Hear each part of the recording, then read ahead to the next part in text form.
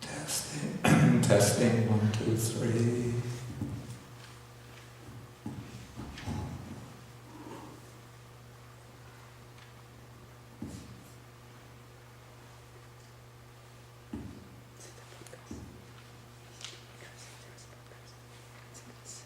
Oh, I think the volume has to be controlled from the switch there, not from this.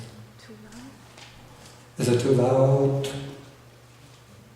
When I really start speaking, when I get excited.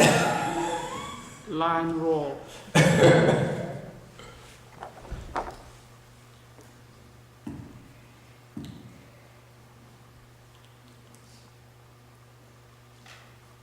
We're supposed to speak with a very soft, gentle, sweet, calm voice.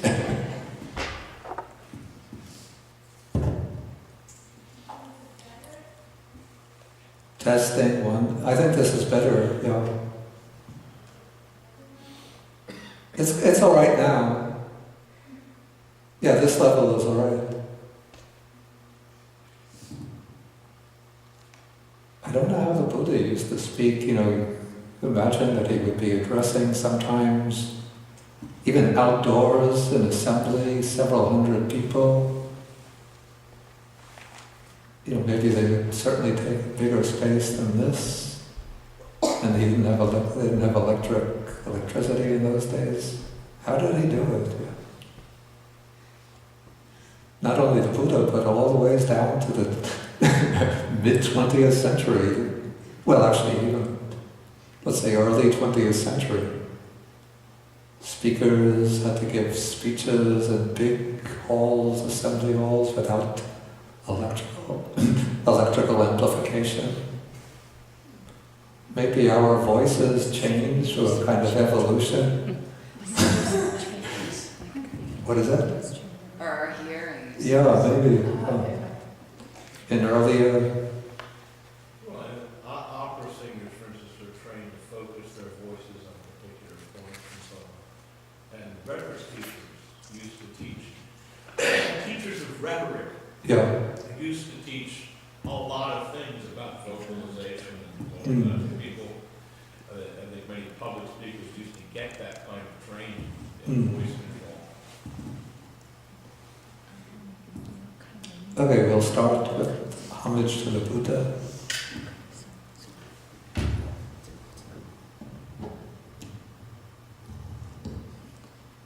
Namo tassa bhagavato arahato samma sambuddhassa. Namo tassa bhagavato arahato samma sambuddhassa. Namo tassa bhagavato arahato samma sambuddhassa.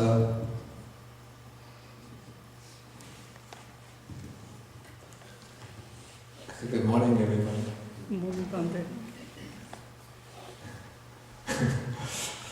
Now I have 4 eyes, 2 mouths. If I had hearing aids in both ears, I would have 4 ears. Then all I would need would be another nose to help me smell, and all of my sense faculties would be duplicated. Okay, today we are taking the Sekha Sutta. This is the disciple and higher training. Now, I have to apologize for missing the class last week, even though I said I would be present. But last Friday, Venerable Kemaratana and we went on a very long walk down Manhattan just for the exercise, the fun of it. We started from 125th Street, and we walked all the ways down to Wall Street. And we even took our alms bowls along, and we went on alms round between 79th Street and 70th Street. And we really got the ultimate alms offering. You know, they say in Buddhism that emptiness is the key to liberation. So we both finished up our alms round with a bowl full of emptiness. But we had our friend Chris Rains along, who treated us to lunch. Okay, so after that long walk, the temperature it was a sunny day, the temperature was in the low 70s, and I thought walking out in the sun was very pleasant. So I didn't bring the cap along, and didn't even want to walk on the shady side of the street. When I got back to the monastery, even that night I didn't feel it, but it was the next morning after waking up. My face was red, head was red. I felt really just literally burned out because being exposed to the sun for 6 hours continuously, it builds up it has a kind of a cumulative force that one doesn't feel at any particular moment. But after 6 hours of that bombardment with sun rays, it gets into the body, and I just felt my whole body burning and exhausted. But I heard that Venerable Kemaratana gave a very nice, inspiring and uplifting account of the walk. Okay, so now we come to the Sekha Sutta. Okay, so this sutta begins when the Buddha is living in his own native land.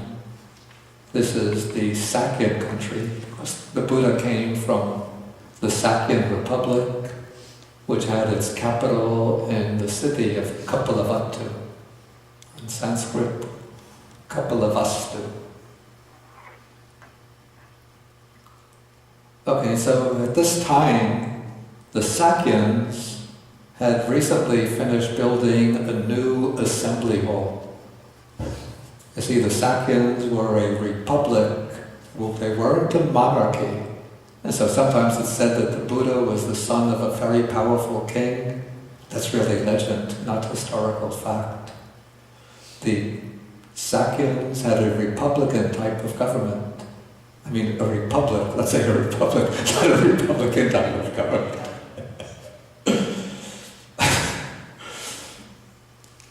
And it seems that the country was ruled by a number of aristocratic families together who constituted a kind of council. And so presumably this assembly hall was the place where the ruling elite would meet in order to discuss matters of government.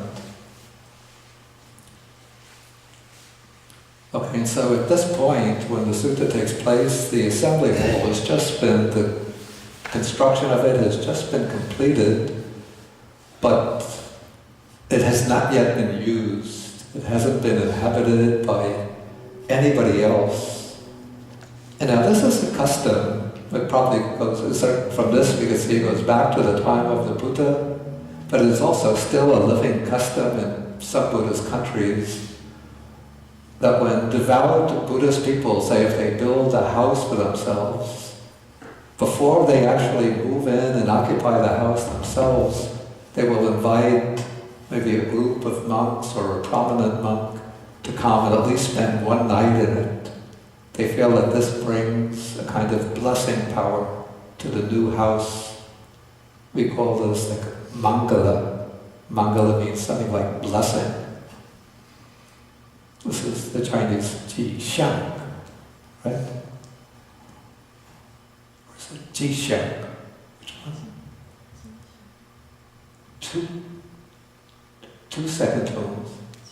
Both second tones. So Ji Xiang. Okay.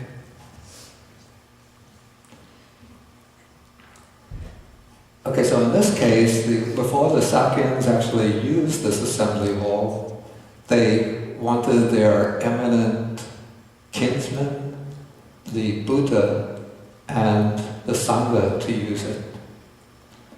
And so they invited the Buddha, they came to the Buddha. The Buddha at that time was living a little bit outside the city in a park that belonged to the Sakyan named Nigroda. So they came to the Buddha and invited him to come and use the assembly hall first. Then after that, the Sakyans themselves would make use to it. And so they say at the end of the invitation, they say, when you have used it first, afterwards we, the Sakyans, the couple of us two, will use it. And that will lead to our welfare and happiness for a long time. Actually, if you know anything about the history of early Buddhism, the Sakyans actually didn't have welfare and happiness for a long time. But they were actually subjected to almost a complete massacre late in the life of the Buddha, which brought about virtually the complete decimation or extinction of the Sakyan clan. This happened because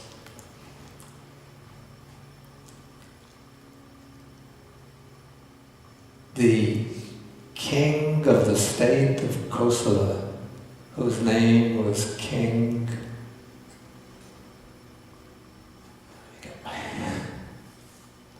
Vitudaba.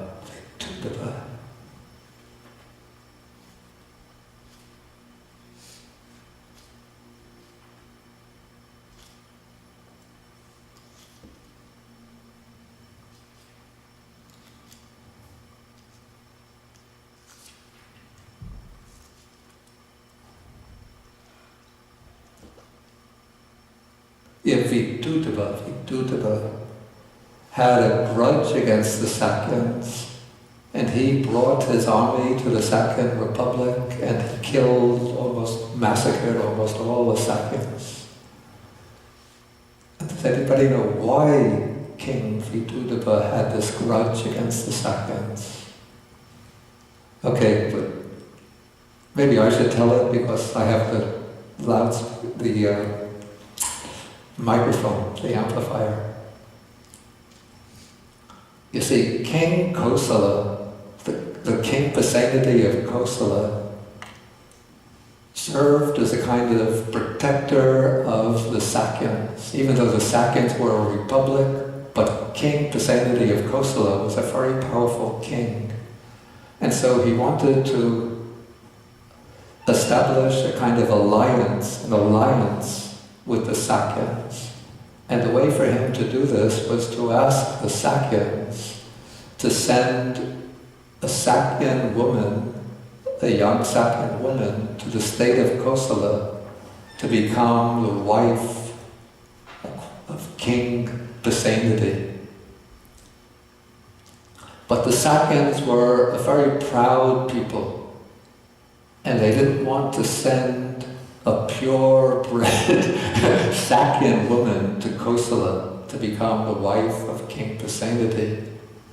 So what they did was to send a servant woman, maybe she was actually a slave woman, to King Pasenadi, and she became his wife. And King Pasenadi didn't know that she was a slave woman. He thought that she was from the Sakyan aristocracy. So he married her, and the offspring of that marriage was King Vitudaba.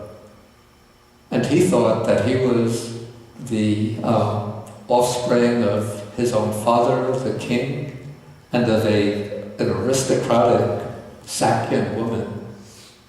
But one time, King Vitudaba went to visit the Sakyans, and the Sakyans showed him, externally, they showed him all due respect that they were obliged to show to a powerful king.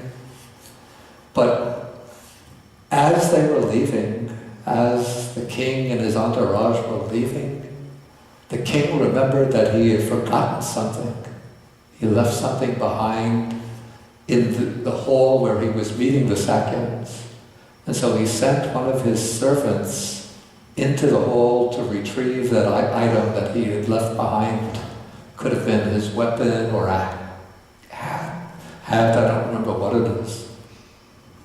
But when the servant came into the hall, he heard the Sakyans who were cleaning up the hall, mumbling and grumbling and saying, "That king is so proud, but he's just the offspring of a slave woman."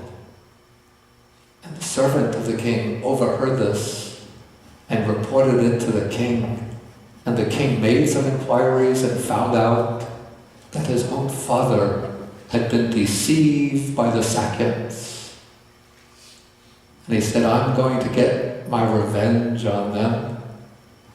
And so when the time was ripe, he got his army together and he traveled again to the Sakyan Republic, a fully armed army, with the intention of obliterating the Sakyans. And he said, "I'm going to wash the soil of their land with their own blood." And the Buddha knew what was going to happen. So the Buddha went to the Sakyan Republic and he sat along the road leading from Kosala to Kapilavastu, the Sakyan capital. He sat under a tree, and as the army was proceeding, they saw the Buddha sitting there under the tree. And the kings came to him and said, "Why are you sitting under this tree with just very few leaves?" So it was really hot, and there was almost no shade from that tree. And the Buddha said that if you obliterate my kinsmen so that only a few will be left, my family will be like this tree, which just has a few leaves left. And so when the Buddha said that, the king and his army turned around and went back to Savatthi. But after a little time, they decided to invade again. So again they came up, again the Buddha sat under the tree, and again he discouraged them from attacking the Sakyan capital. A third time they came, and a third time the Buddha tried to discourage them. A third time they turned back and went to their home. But a fourth time they decided to attack the capital. And this time the Buddha realized that somehow that there was some negative karma of the Sakyans from some previous life that could not be negated, that could not be counteracted. So the Buddha knew that any effort on his part was futile. And so he didn't try to discourage the king a fourth time. And the king and the army came and they killed so many of the Sakyans. Only a small number were able to escape. And the rest were just obliterated. So that is the fate of the Buddha's own family. Okay, so continuing, coming back to the sutta. So the Sakyans invite the Buddha to come to the assembly hall to use it first. The Buddha accepts in silence. Okay, then the Sakyans, when they receive the Buddha's consent, they go back to the assembly hall and they prepare it, decorating it for the arrival of the Buddha. They cover it with tasteful coverings.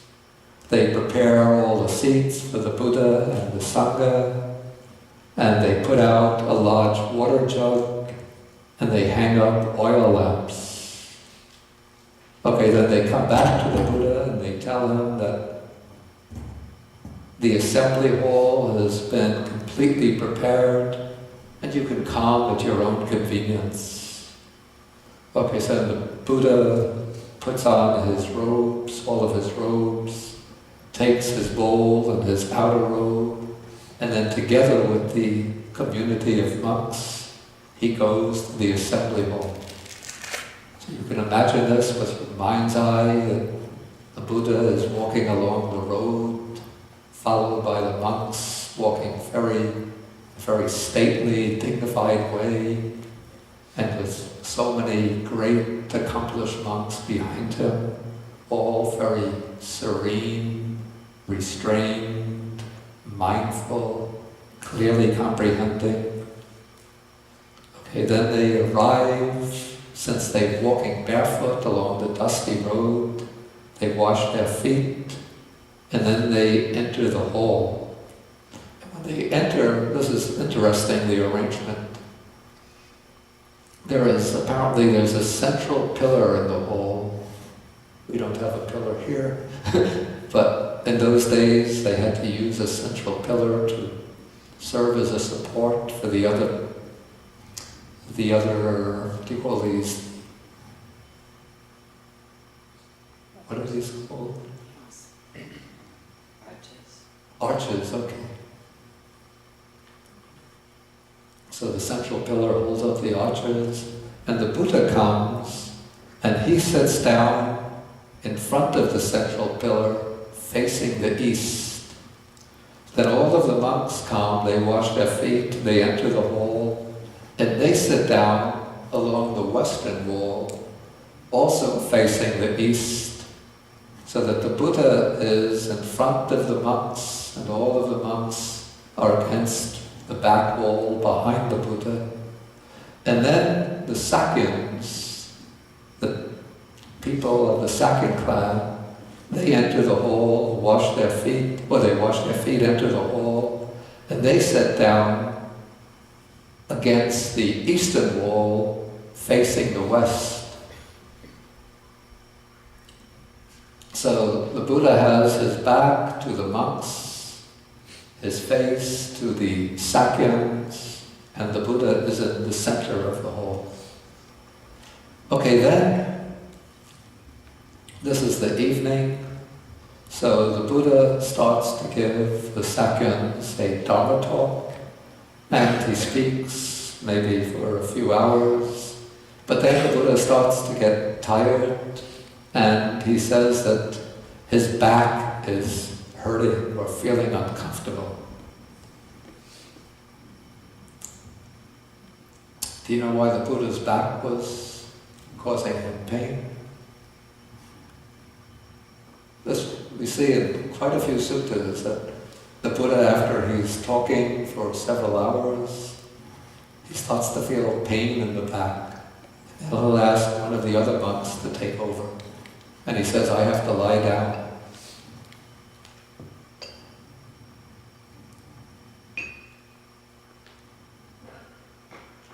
Any ideas?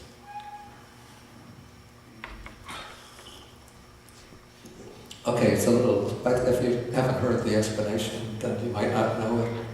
But it's because when the Buddha was still seeking enlightenment, he practiced these austere practices for 6 years. So as a result of those austere practices, self-mortification, self-starvation, sleeping on beds of thorns, going naked during the cold season, the winter, exposing himself to the heat of the sun, like myself, during the hot season.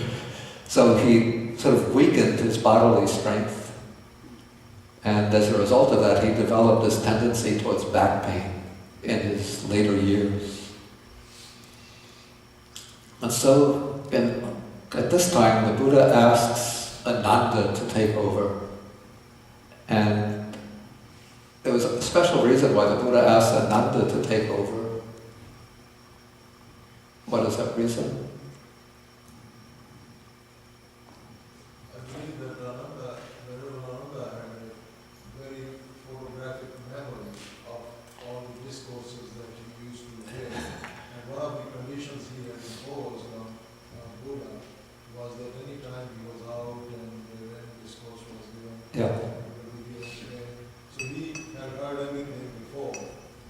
okay, this is a good reason, but maybe, okay, so the explanation he gives is that Ananda had a very excellent memory, so that he could, virtually a photographic memory, so that he could remember all the discourses that he had heard from the Buddha or from the monks. Maybe that's one reason, but there's another reason as well. Where does Ananda come from? Well, he was Sakyan too. That's right, yeah, because Ananda was also a Sakya. So probably the Buddha wants to make the Sakyans pleased. And so he asks, he has Sariputta, Moggallana, probably along with him. But he asks Ananda to speak to the Sakyans. Because the Sakyans are a bit of a proud people. And so they want to have one of our boys giving the talk, presumably. And so the Buddha asks Ananda to speak. That was a sort of political move on his part. Maybe we call this like skillful means. Nepotism? But the Buddha gives the topic to Ananda. So he says, Ananda, speak to the Sakyans about the disciple in higher training who has entered upon the way. Okay, here we have two terms with something of a technical meaning.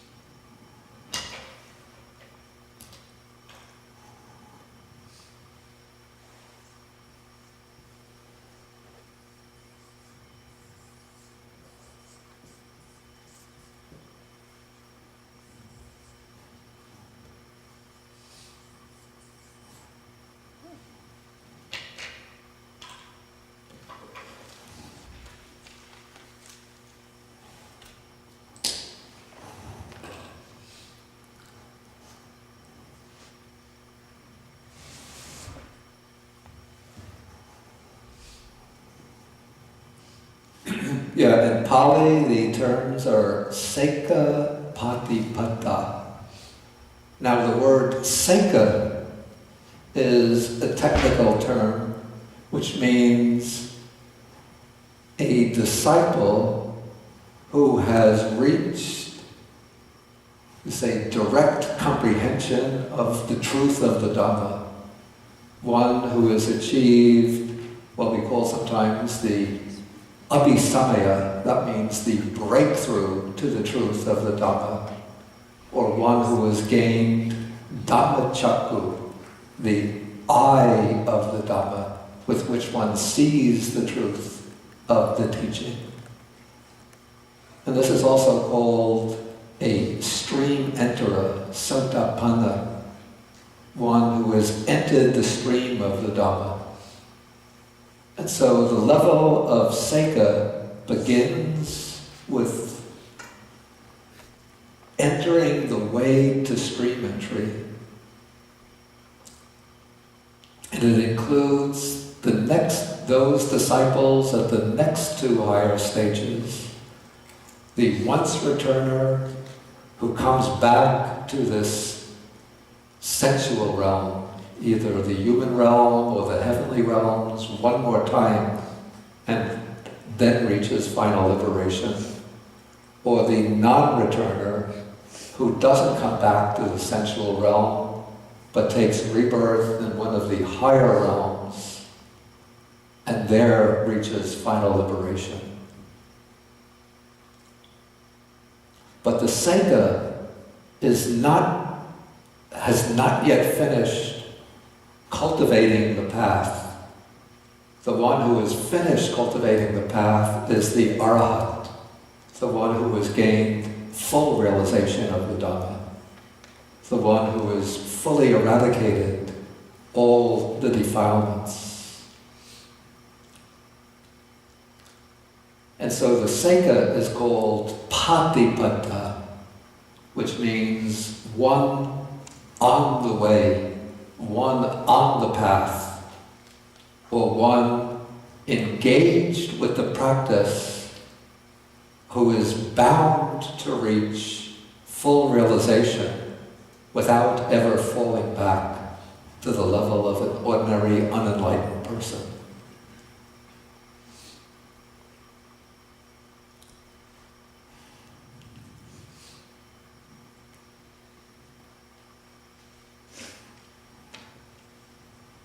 Okay, so now in this sutta, Ananda is going to speak about the special qualities of the Sekha, the one in training that enables him or her to progress from the stage of a Sekha, one in training, to the stage of an Arahant. And the Arahant is called, sometimes the text,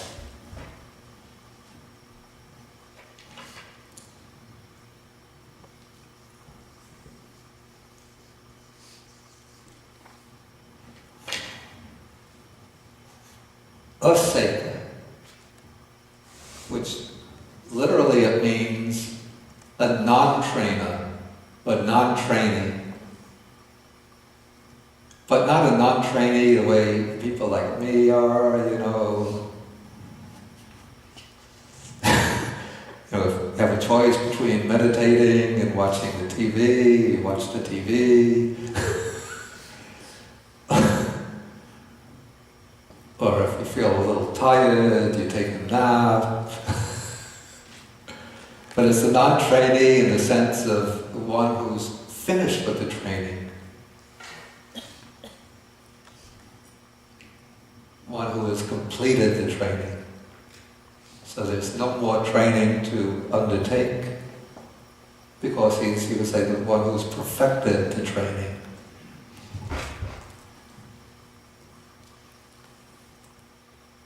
Okay, so now the Buddha gives this instruction to Ananda, and then he prepares his, what's called the patchwork cloak. It's the double robe.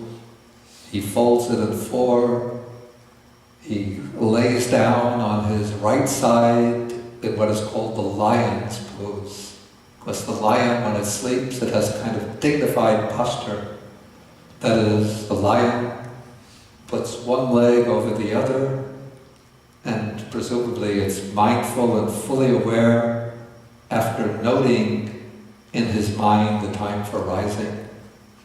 So in other words, the Buddha doesn't just lie down and drift off to sleep, but even though he's lying down, it's probably late at night, but he keeps his mindfulness and full awareness, so clear comprehension, and he notes that after he's maybe laid down for 20 minutes, 30 minutes to relax the back, and he'll get up and listen to the rest of the discourse. Now when the Buddha does that, now Bhikkhu Bodhi is in that audience, and he thinks, if the Buddha can do it, I can do it too. So he takes his double robe, spreads it out, lies down in the lion's posture. And then 5 minutes later, everybody is disturbed by a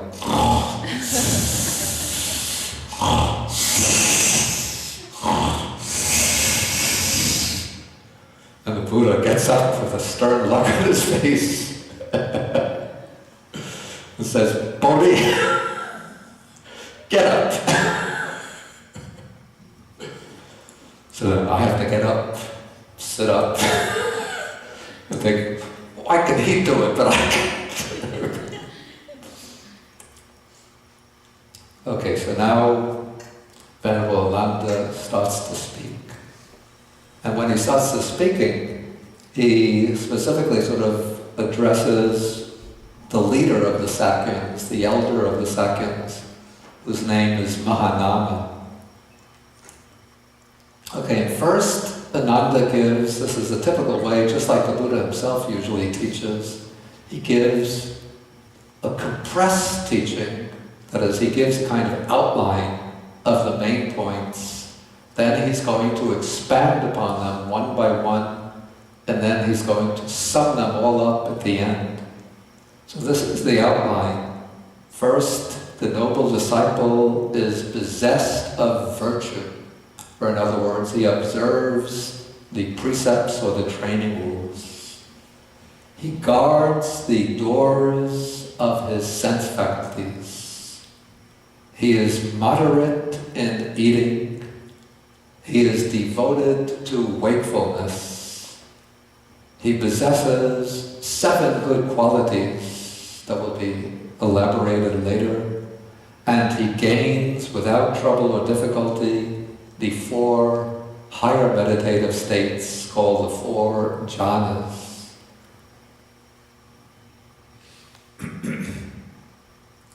Okay, so now that is the outline, the steps of the training that the trainee is going to follow.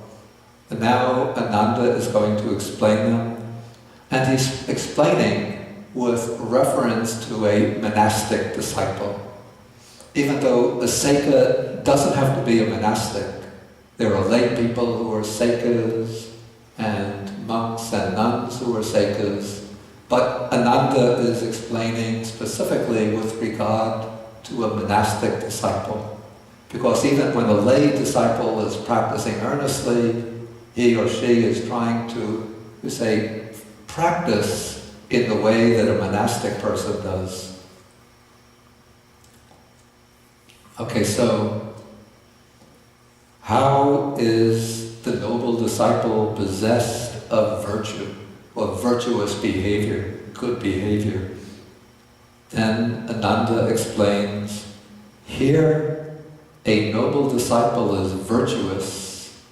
He dwells restrained by the patimokkha.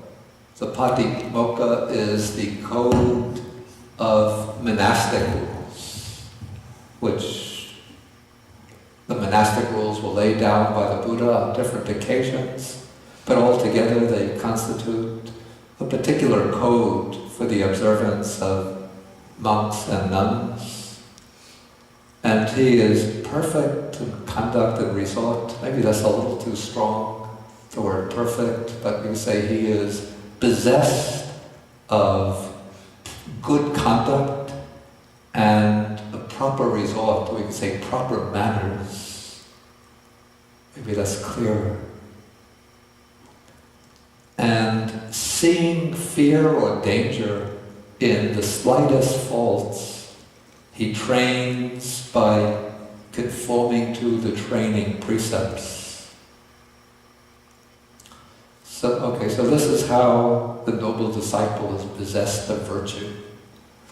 And if you want to see a more elaborate account of the kind of rules that the disciple in training will follow according to the sutta method, you can look in sutta number 27, or maybe closer, sutta 51.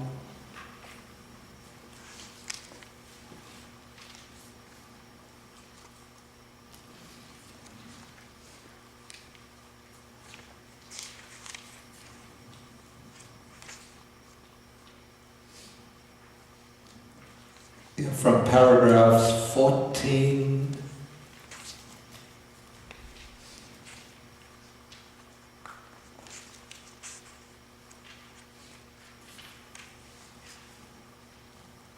actually it's paragraph 14, but it's quite a long paragraph.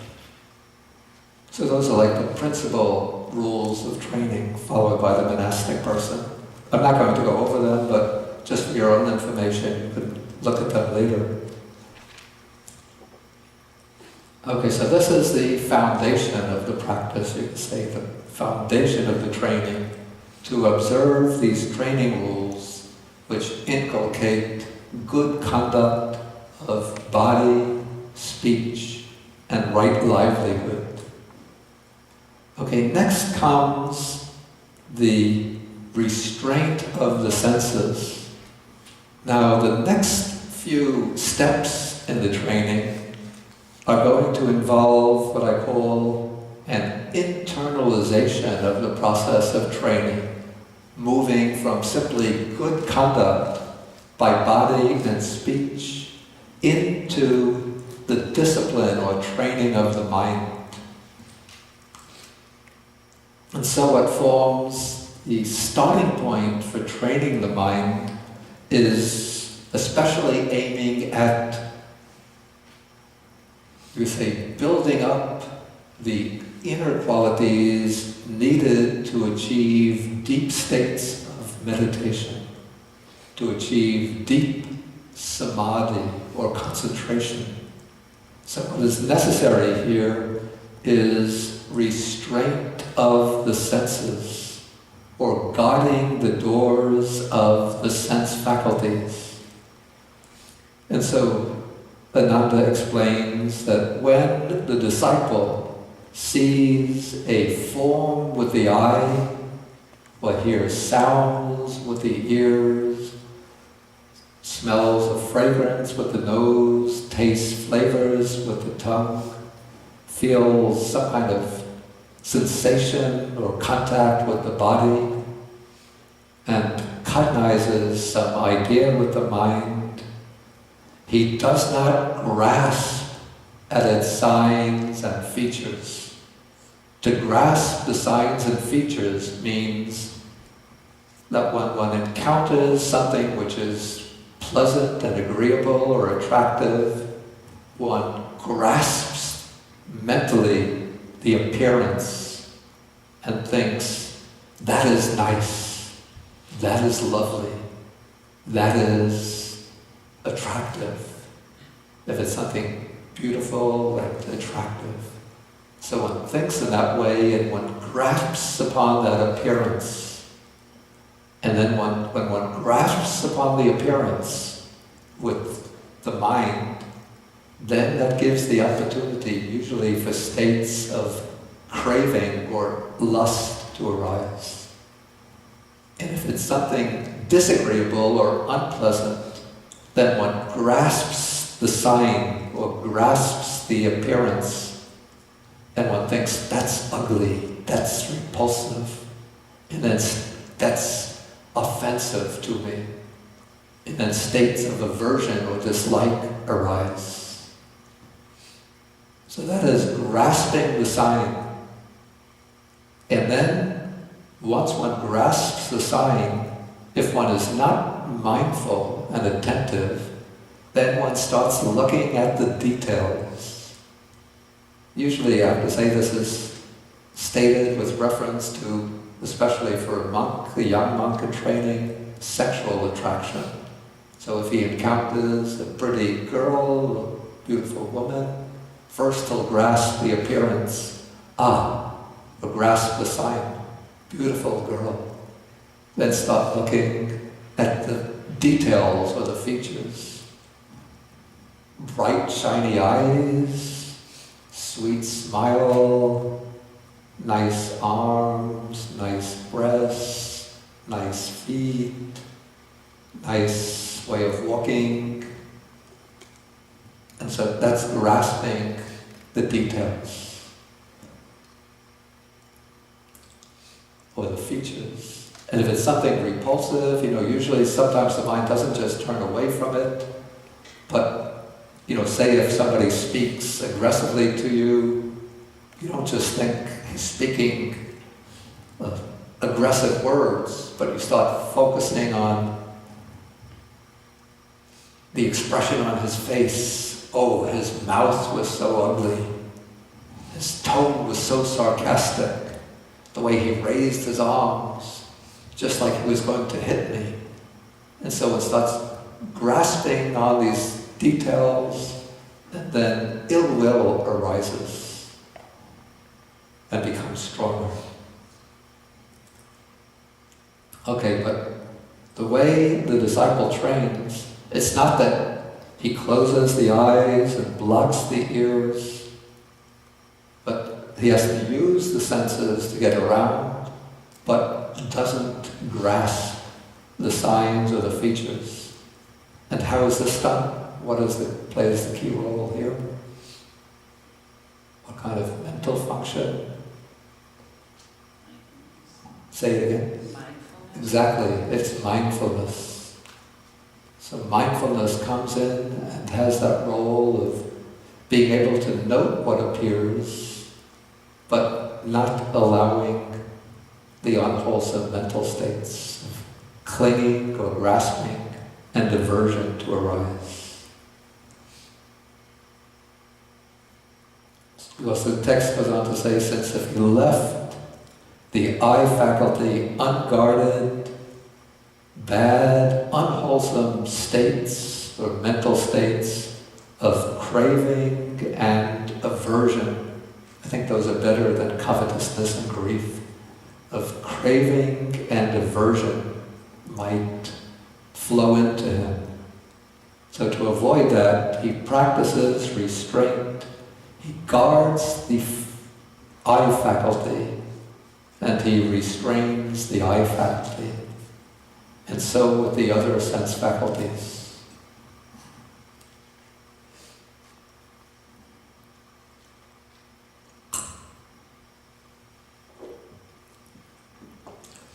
Okay, the next quality to be developed in paragraph 9, this is called moderation in eating.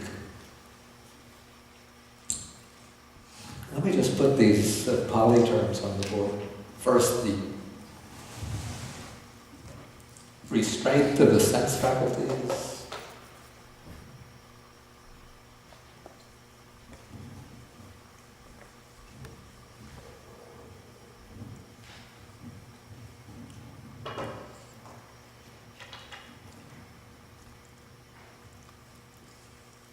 First we have sila, which is virtue. 2 is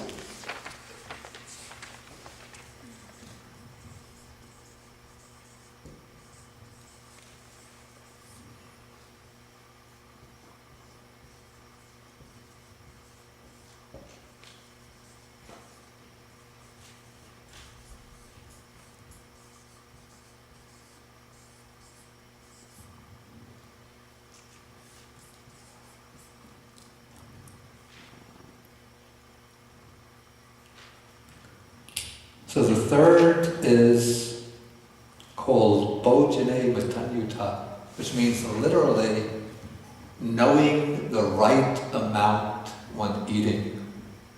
You know, during the Buddha's time, it was customary for the ascetics to undertake these extreme ways of dealing with food. So because there's so much attachment and imagination comes up in regard to food, they would think that the way to overcome that craving for food is to reduce the intake of food little by little until you just taking maybe 1 handful of rice a day with a little sauce on it, and maybe even going below that to just taking like 1 spoon of rice with a little pinch of flavor in it per day. But in another sutta, the Buddha speaks a little bit satirically about these ascetics who do this maybe for 3 or 4 months. Then when they go off their long fast, then they go on stuffing themselves until they become plump again.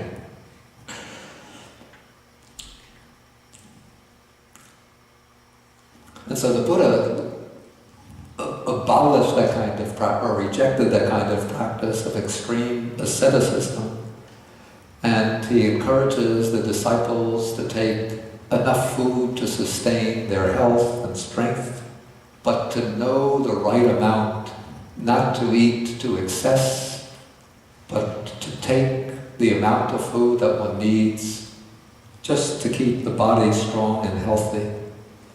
And so he says, here, reflecting wisely, the noble disciple takes the food not for amusement, not for intoxication with the flavors. Well, I mean, this is a human weakness, but have you ever tried Hispanic food before? No, never had it. Then let's go get Hispanic food. How about Turkish food? There's a new Turkish restaurant down the street. I mean, I like that too. But, when one is training vigorously, you're just content with your tofu and your broccoli and cabbage every day, or if you're in India, your rice or chapatis and your dal, do you know the dal? The lentils, it's curried lentils every day.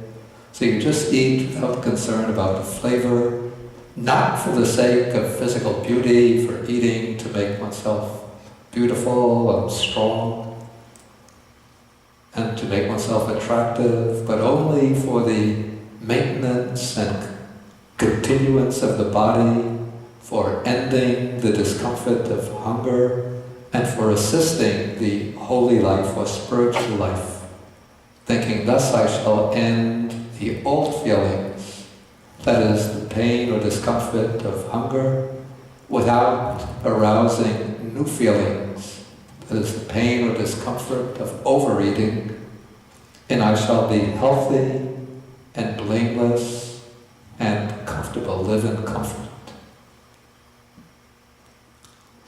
Okay, so this is moderation in eating. And now I'll go on to the next quality. This is called wakefulness or vigilance.